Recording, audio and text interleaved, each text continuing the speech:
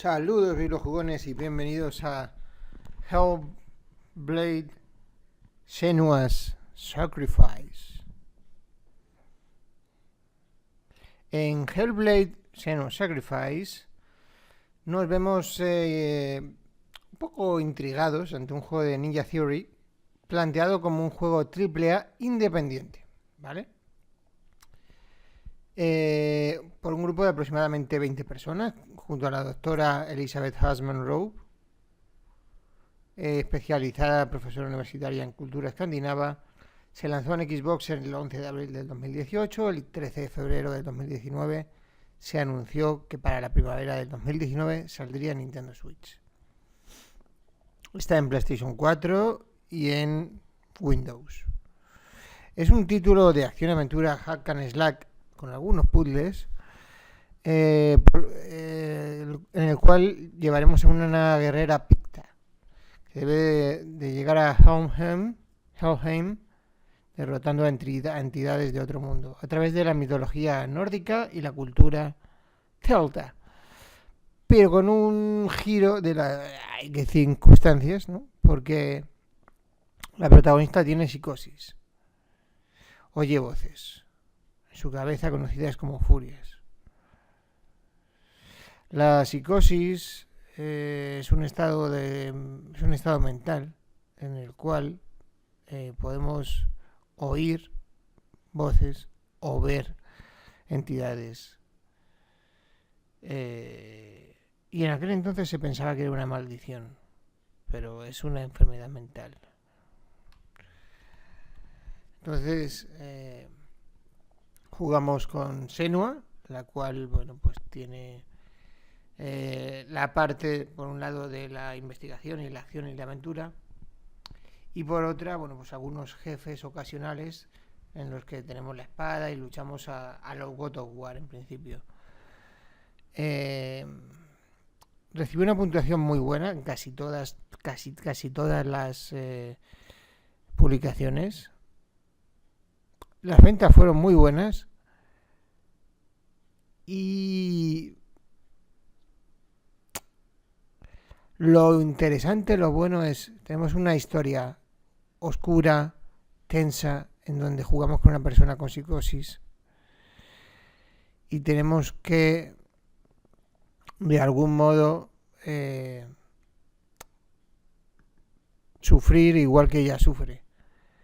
Este vídeo además es importante porque tenemos, por un lado, unos primeros minutos con un documental muy bonito sobre qué es y qué no es Hellblade Senua's Sacrifice, y por otro lado una pequeña parte de la jugabilidad del título que espero que os guste. Si estáis interesados, si no lo habéis jugado antes en otras plataformas, jugadlo portátil porque merece mucho la pena.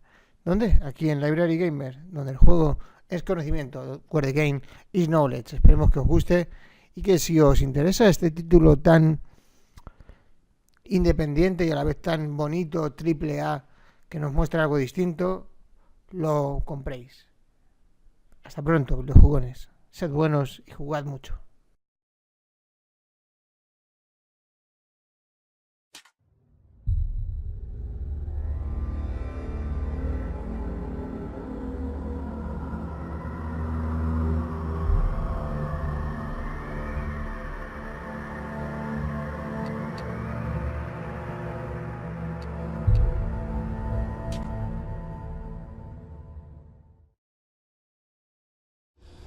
Stormy seas and lost souls.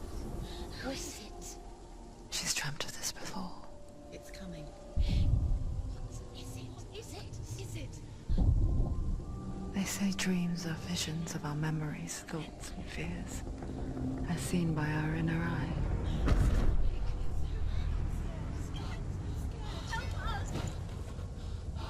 But what if each one of us is always dreaming, even when awake? And we only see what our inner eye creates for us. Is this what hell is?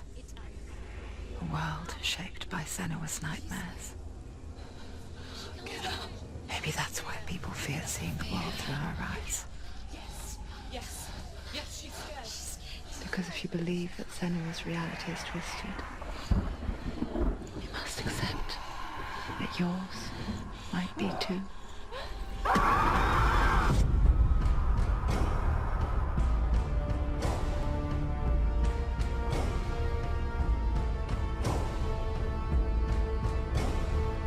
Hellblade: Senua's Sacrifice is a video game about Senua, a Celtic warrior on a vision quest into Viking territory.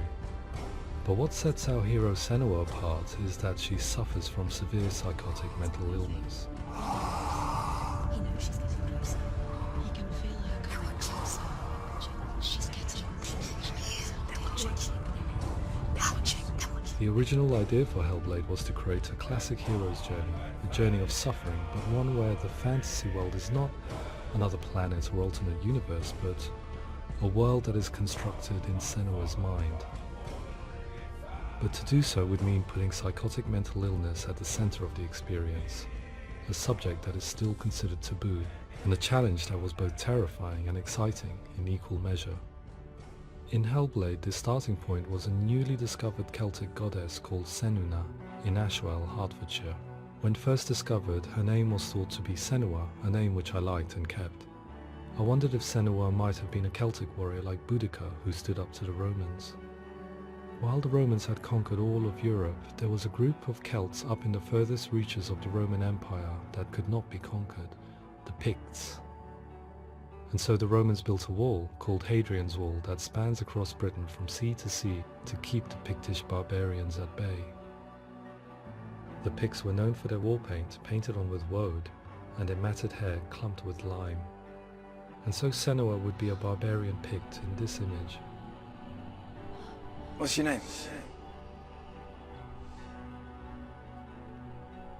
Senua, I haven't seen you before.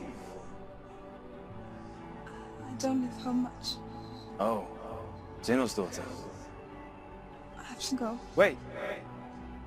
Orkney is off the coast of Scotland and was inhabited by the Picts, steeped in history and mystery, and so I made Orkney Senua's home and set the stage for a crisis. In the late 8th century, the first Vikings landed on the Orkney Islands. The population of the Picts crashed thereafter, replaced by the Norsemen of the 9th century. Were they wiped out? We don't know for sure, but it would seem likely given the reputation of the Vikings. The Northmen's brutality is legendary. High-ranking leaders and chieftains of the tribes they conquered were often offered as sacrifice to their gods. The most brutal of these sacrifices was known as the Blood Eagle. I imagine Senua as a young female warrior who returns home from exile to find her partner, Dillion, brutally sacrificed to a Norse god by these hellish warriors from a faraway land. I imagine the horror of this moment and how it would have dragged her deep into mental torment.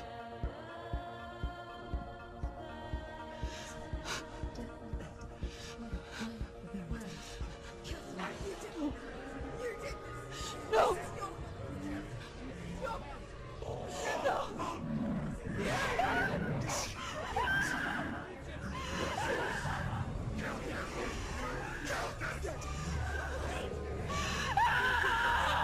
I came to learn that the Celts had a sophisticated and nuanced perspective on the nature of mental disorder.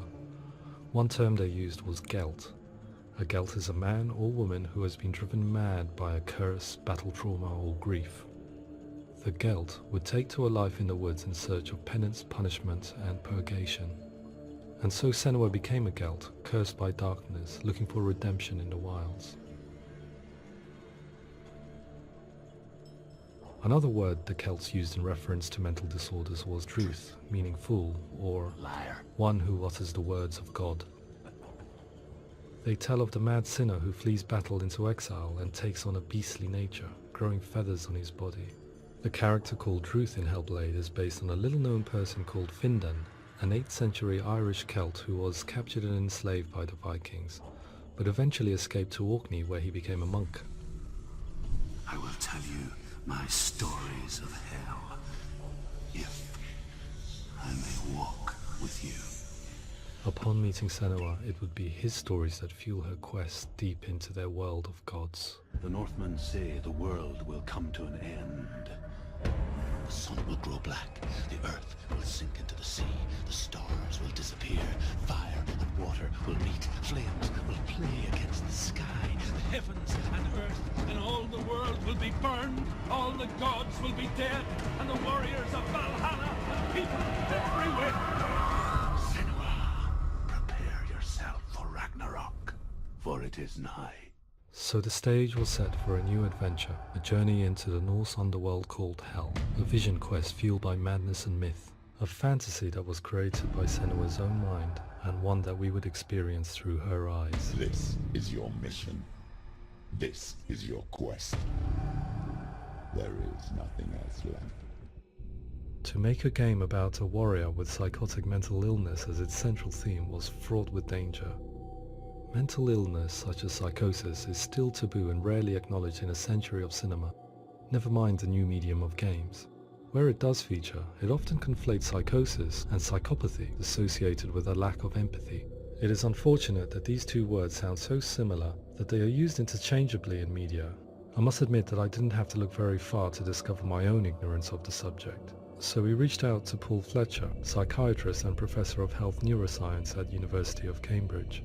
Psychosis is a descriptive term, and it refers to having a loss of contact with objective reality. So it's characterized by two main sets of symptoms. One of them is hallucinations, where somebody experiences perceptions when there is no actual objective thing out there to perceive. You're already dead.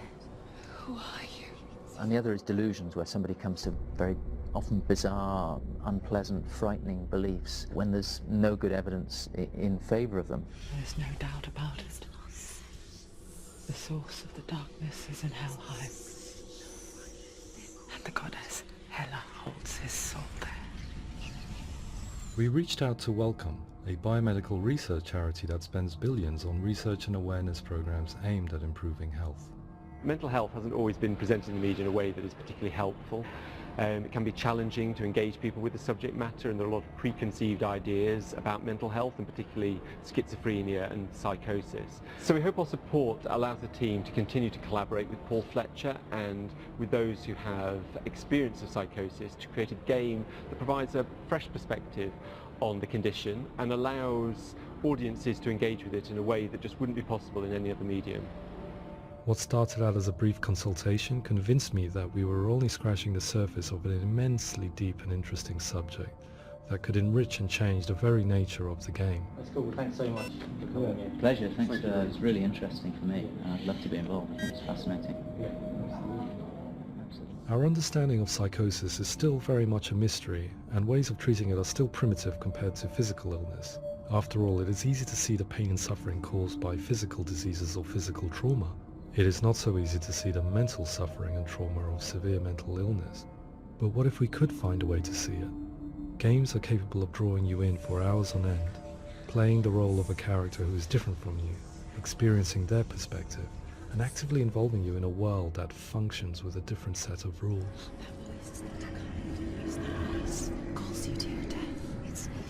If we were to represent Senua's psychosis, we would have to simulate voice hearing, a common attribute.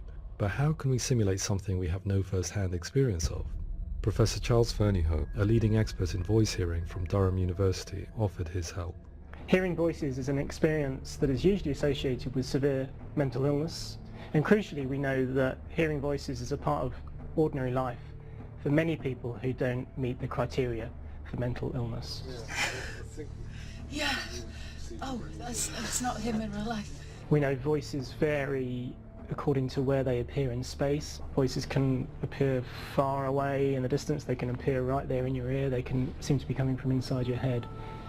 Based on the information Professor Fernyhough provided, I put together a sound brief and invited some actors to the studio. We recorded the actors using a binaural microphone, which records the 3D spatial position of sound, replicating the way sound is heard by human ears. It gives you an incredible sense that the person you are listening to is right there beside you. Can't see that she's going.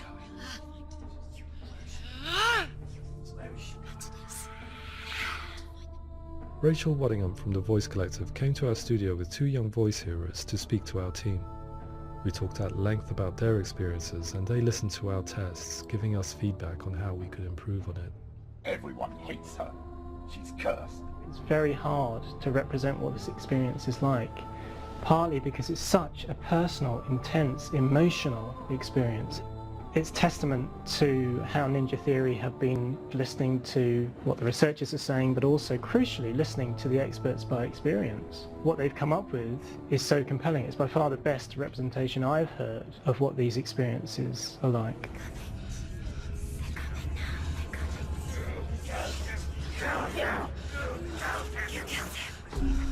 Other common attributes of psychosis are visions and flashbacks. We met with Recovery College East, who work with and care for people recovering from severe mental disorders. A group of service users gave us their first-hand account of what they experience. Sometimes when the visions or what we're seeing is too much, we become small until eventually we practice don't see anything. The people we spoke to, the stories they told, were fascinating, harrowing and mind-boggling. The reality of what people experienced was vivid, far exceeding what I could possibly have imagined. We went away itching to represent some of these visions and flashbacks in the game. As we all know, my heart is so, love is so far away. Don't you know how I wanna feel deeper? I could never know how you grow, all these days are killing me. Now I see deep in me insanity does unfold. I just wanna feel deeper, deeper. I just wanna feel deeper, deeper.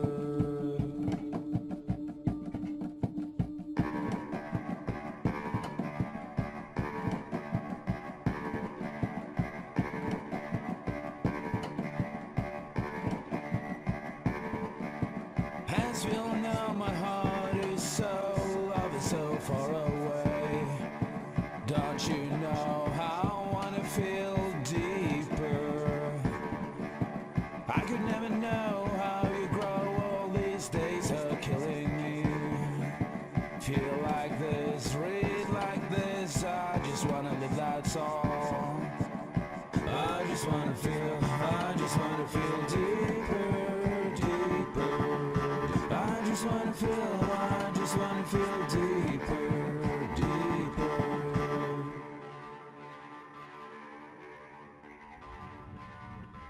To refine our work, we continue to hold meetings with Recovery College East over the course of a year and a half, showing them what we had achieved so far and refining the in-game representations based on their feedback.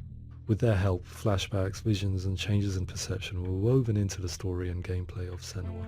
The students that are involved in this project are incredibly excited about being involved. They have described the experience as being important because it values their lived experience and shows that despite what we have been through, all of that experience becomes valid, that actually it's something that we should all be talking about. The experiences described range from beautiful to frightening beyond comprehension. I heard of a girl who has to live with an angry voice screaming at her, slamming on her doors and walls 24 hours a day. I met someone who would often see hanging corpses in a room, so real that she would sometimes try to rescue them. The panic and fear that comes with such visions is entirely understandable, and it can be a living horror for some. Worthless, weak, pathetic. Go on, feel sorry for yourself, because there's no one left to do that for you. I was urged by one fellow that we should not shy away from showing this horror, and so I was perpetually torn in making Hellblade. Had we gone too far with our representations or not far enough? Broken and lost. Just like your soul. Come on.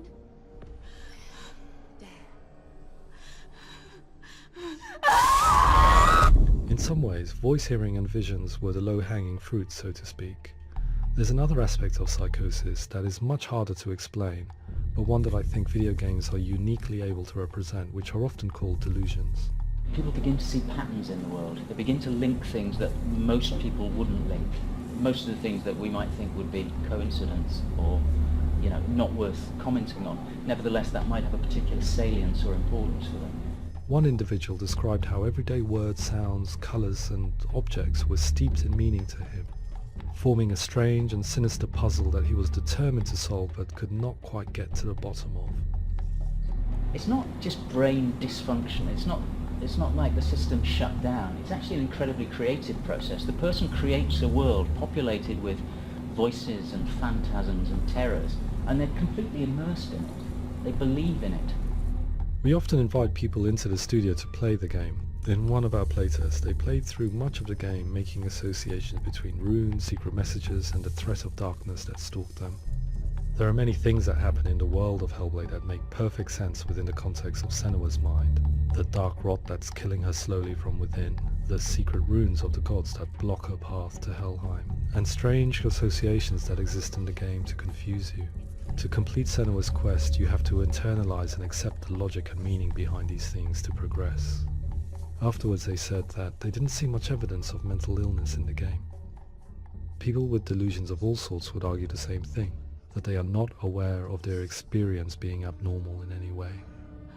I need this sword. It's important. Representing perception changes and thinking patterns within Hellblade gives us a set of symptoms common in psychosis.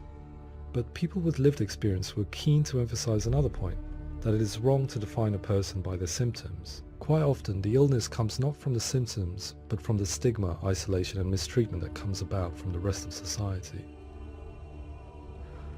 They say that I'm cursed. What if they're right? I needed someone to portray Senua, someone who could believably internalize her suffering.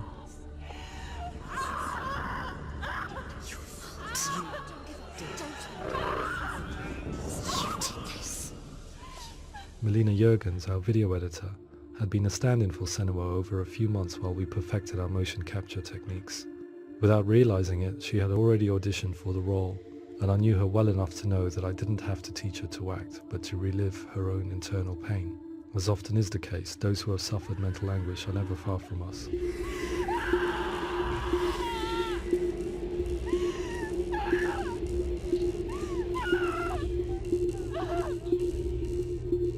My hope is that by creating a compelling and aspirational character in Senua who feels very much real, albeit in a fantasy setting, we can provide a lens into her reality, a different one to yours, and this is where storytelling comes into play. I imagined her life based on common threads in real people's lives. She was always prone to psychosis as a child. Her mother Galina also heard voices and had visions, so perhaps there was a genetic aspect. Or perhaps it was cultural, as she lived within a world without science, of gods and a superstition, as exemplified by her druid father Zimbal. Psychosis developed in her late teens to early 20s and was exacerbated by stigma and isolation at the hands of the clansmen and her father. This darkness. It's spreading. The trauma of seeing her lover Dillian sacrificed tips her over the edge, making her remodel her reality around a concept that connects everything: the darkness. So the question, is what Senua experiences real? Can only be answered by saying, yes, it is real. It is her reality. All of her suffering will have been for nothing. It's just a matter of time. Towards the end of the project, service users and professionals that had collaborated with us were invited to see the near-final game. It was a chance to see if the game had reflected their views or if it had misrepresented them. For me, being involved in especially developing Senua's character has been really important, and being able to bring in my perspective and what I see and what I hear, and having that built into the game has been a real privilege. It's gritty and it's meaty, and there are some tough subjects in there that are being tackled with honesty.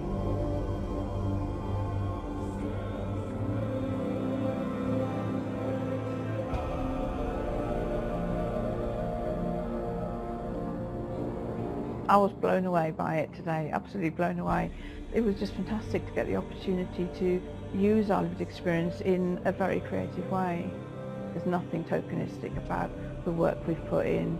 It feels like we've been listened to, things have been taken on board, and I think there was a lot of realism in the game itself, and it feels very authentic.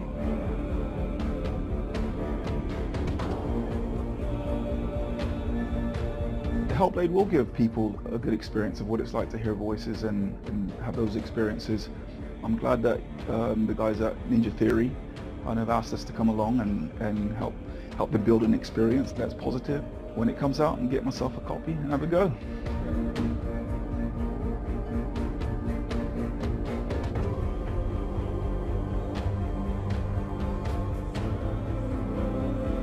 I think all the way through I was really inspired by how the conversations have translated into the game in a way that I think I didn't imagine was possible. So wonderful, really wonderful.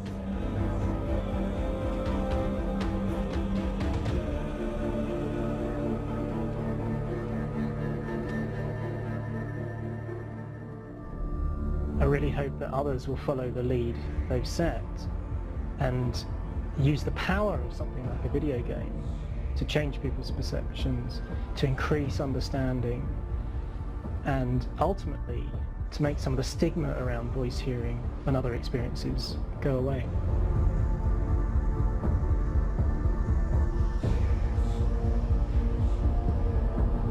For me, it was really exciting to see something that I explore scientifically being represented so beautifully in a character who's trying to penetrate the mysteries of the environment in which they've been placed, with all of this strange uncertainty and noise and conflicting information that they're getting. I'm very excited by this way of trying to represent mental illness, because I think it actually might be offering us insights that we wouldn't get from pure scientific explorations, and actually giving us quite an empathic view of what it might be like.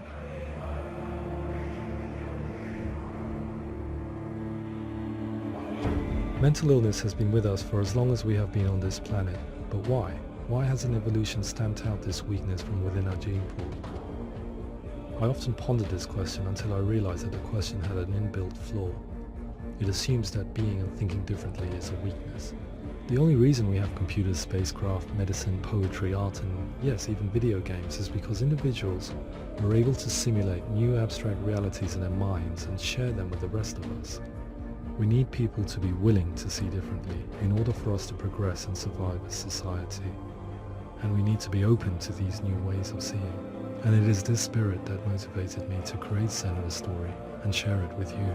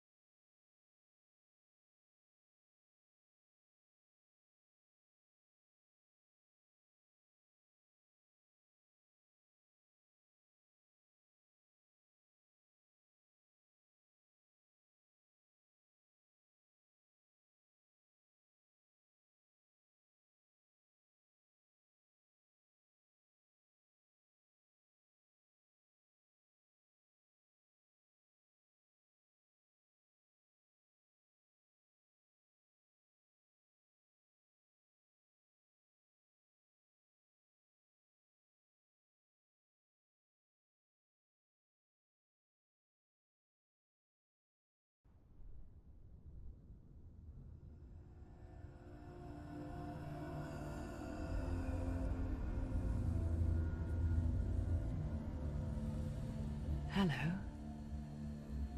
Who are you? Doesn't matter. Welcome. You're safe with me. I'll be right here, nice and close so I can speak without alerting the others. Let me tell you about Senua. Now, her story has already come to an end, but now it begins anew.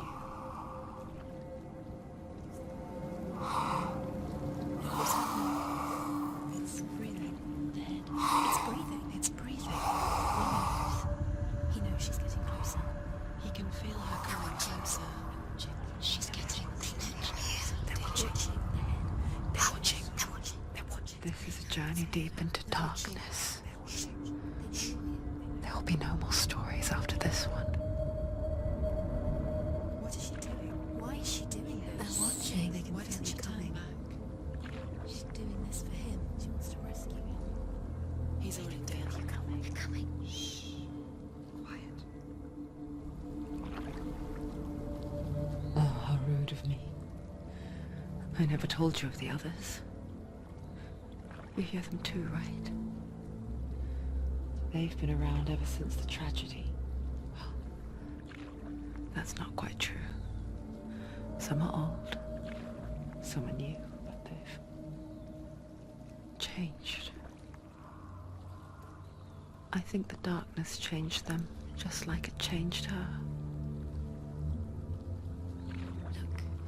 Look around you. Can you see them? Over there. Where's she now? Why aren't you looking? Look, up ahead. You promised you could. You see it too? Yes, it is real after all.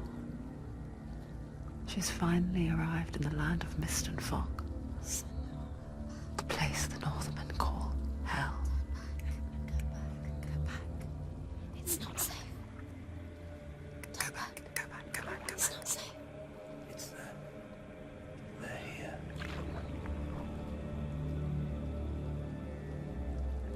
Can you see them? They can see you.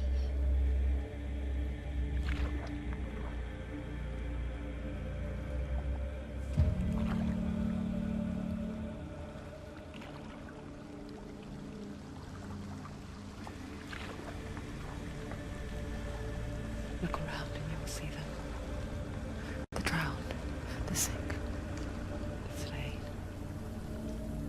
Here they lie, rotting in the fields and rivers of hell. You can't do this. But the dead don't always lie still here. They're going to do that. This is not a place of rest. Can you see them? They're going to do that to you.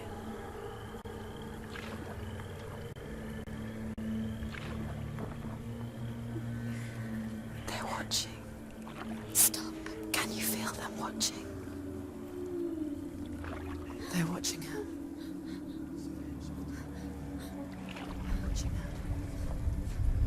You're so close to the darkness. Go back. Can you feel it?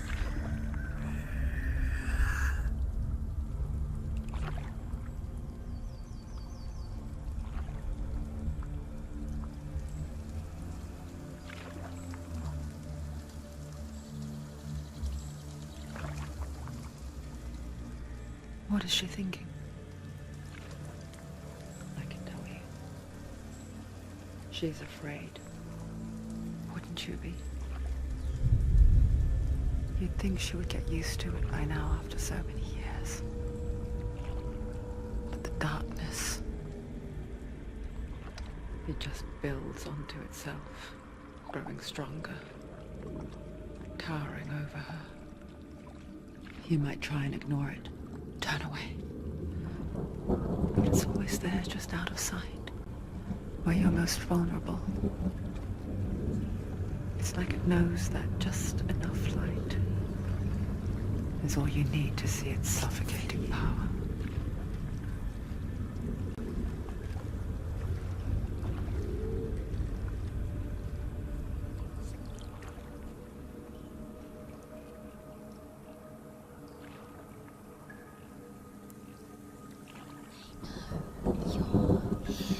You might think she's brave to go on this journey on her own, but it isn't bravery that drives her. Bravery only means something to those afraid of death. Senua's fear runs far, far deeper.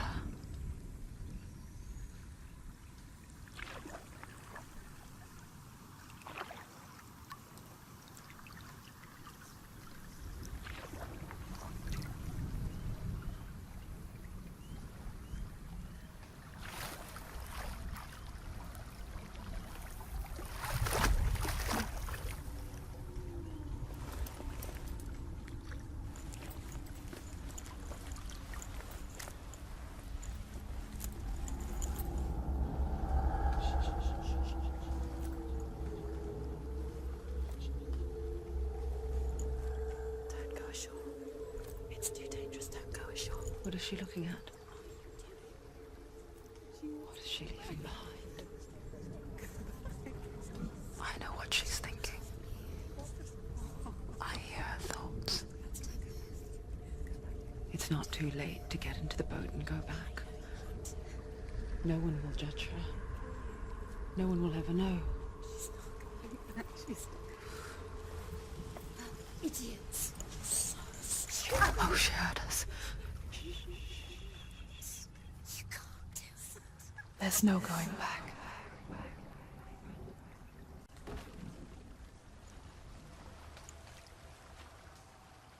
Senua pushes away a world that conspired to cause so much suffering. There's nothing to go back to, and worse to look forward to. Why don't you join us? Maybe you too have a part to play in this story.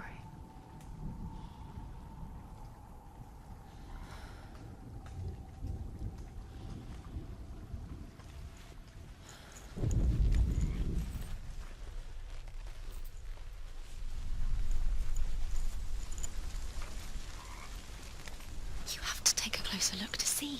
Why isn't she focusing? She needs to focus now. She needs to use her eyes.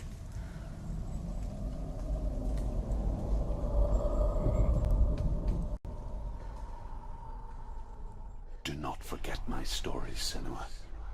Because your darkness comes from hell, and your fate lies there. They say the burning of a corpse will take you straight to Hela's gate. But gods and the living will follow this path. You must leave the Isles of Orkney across the eastern sea and find a road that leads north and down through deep, dark valleys. After 9 nights of riding, you will follow a great river. You will find a bridge.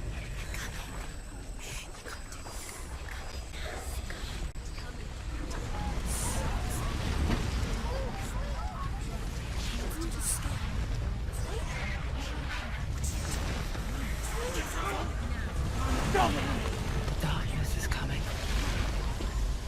Yearns for life. Hungers for it. Like a pack of wolves on a hunt. But she's not stopping.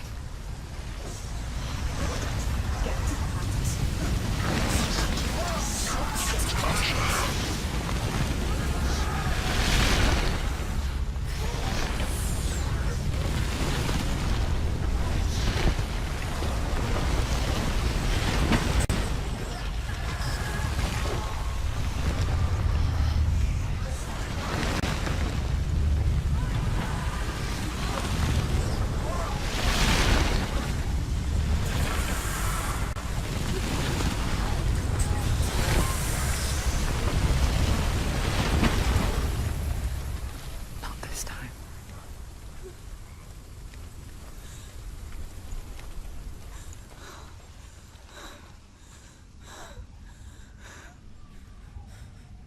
Can you see it?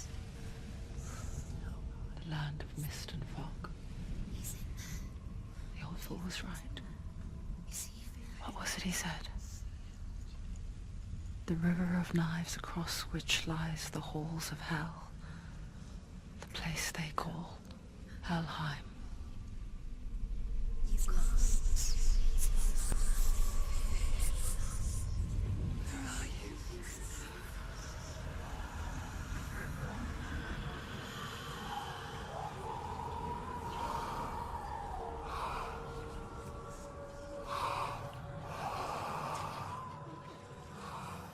I hear you.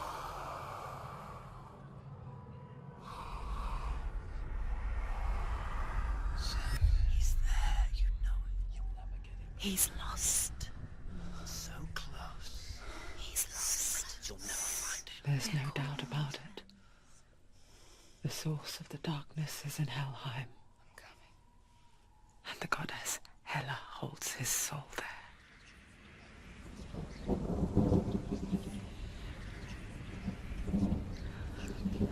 Her dear beloved, Dillian.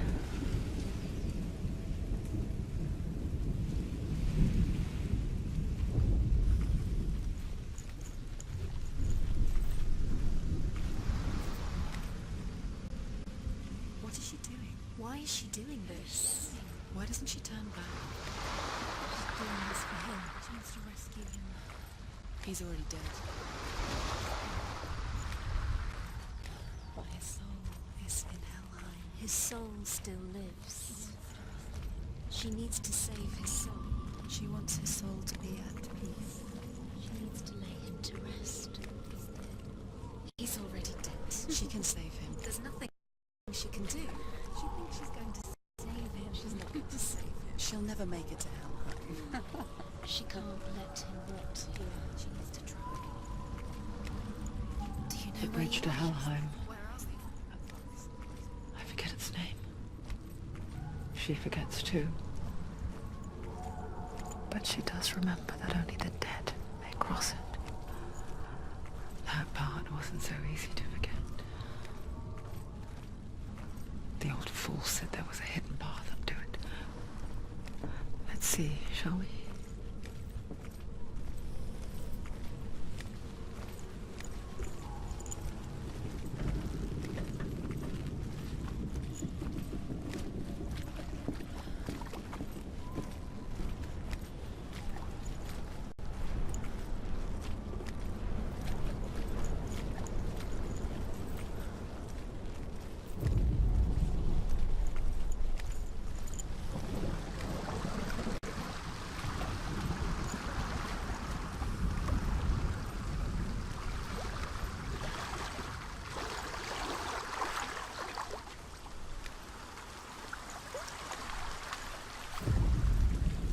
The Northmen speak of 9 worlds.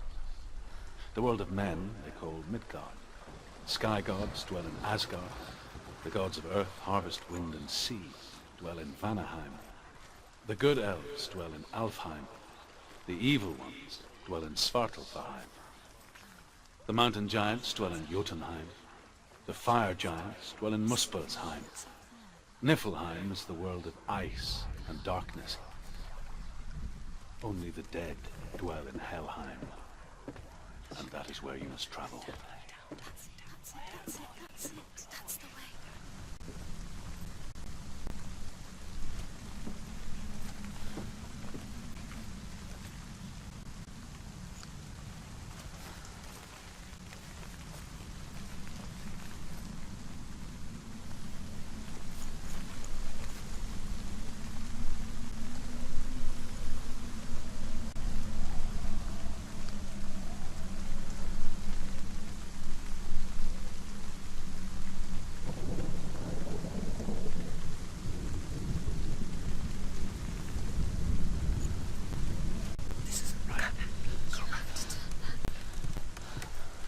You don't know where you're going.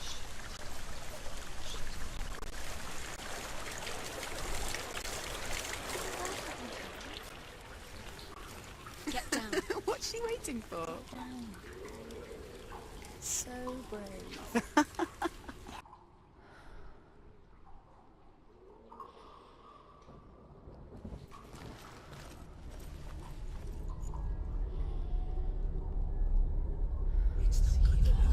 He's going to hurt you. It's dangerous. Don't kill me. I'm not one of them. I was just hiding. I find I live longer that way. Where is he? I'll never let the bastards catch me again. Never! Wait. It's just a memory. Druth? Who are you? Is that you? How do you know? He's here. For my tales of the Northmen, Where is he? they call me Druth. He's lost. A liar. An old fool. Druth! It's good to see you again. You kept your vow.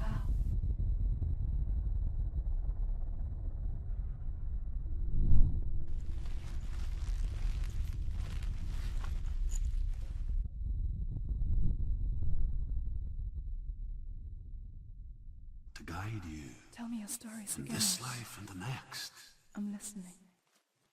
I will tell you my stories of hell, if I may walk with you.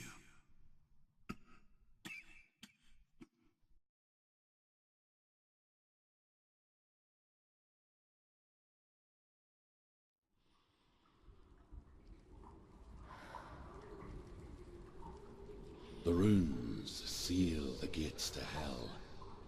Focus your inner eye, and you too will see what's hidden in plain sight. Look really clearly. Focus, Senua. Focus, focus, and you'll see. What happens if you focus?